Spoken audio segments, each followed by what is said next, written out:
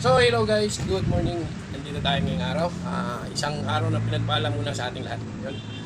Meron tayo dito palang ginagawa guys na mga ka-channel. Isang Samsung 43. Yes, yan. Ang sira nito mga ka-channel ay wala siyang image. No? Auto shut off. Shoutout pala sa inyo lahat guys, yung mga kabayan ko sa yung mga tropa ko.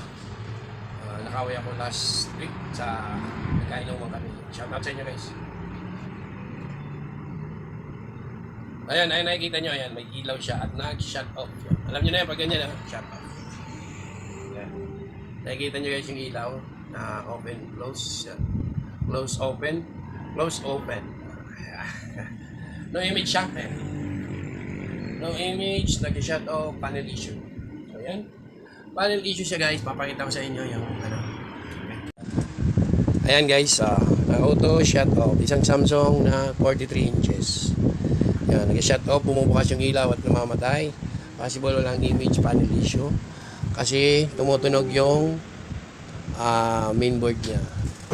Ayun, based sa troubleshooting natin guys, mga ka-channel, ay nag-tape ako dito, yung usual yung ginagawa natin, nag-tape tayo dito.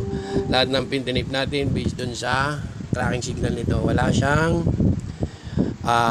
pagbabago. No image pa rin, protect pa rin yung panel. Ibig sabihin niyan, nandito yung sira sa kabila. Hindi tayo makakapag-tape dito guys kasi isa lang ang pre-phone na ginamit. No? Kaya tatry tayo dito mag-disable. At based sa ating na check guys, sana umubra ito. Papakita ko sa inyo, ayan. Tatry natin ito i-disable, ito ay wala pang galaw.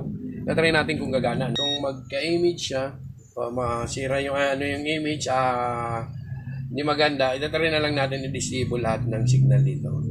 Yan ang pinaka first step lang ng ganitong sira guys, no? Tara, let's go mga channel.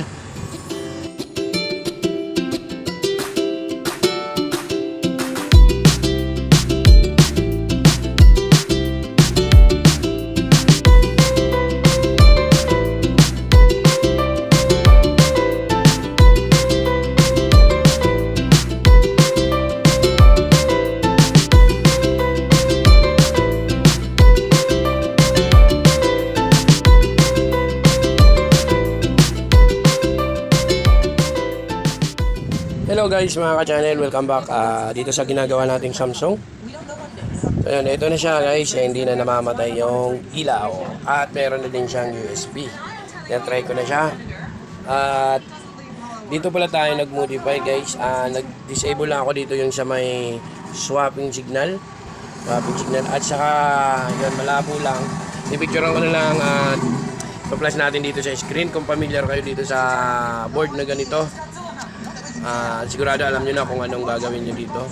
Tanggal nyo ng swapping voltage. Di ko na tinanggal yung mga clocking signal para mas medyo malinaw siya. Kasi pag nung tinanggal ko siya, medyo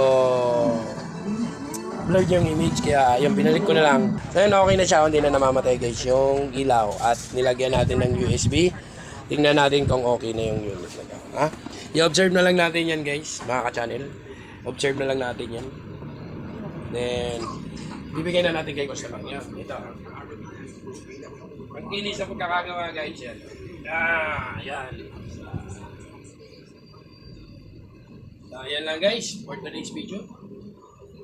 Mahaba na yung video natin. Mag-peace out tayo. Thanks God and peace out.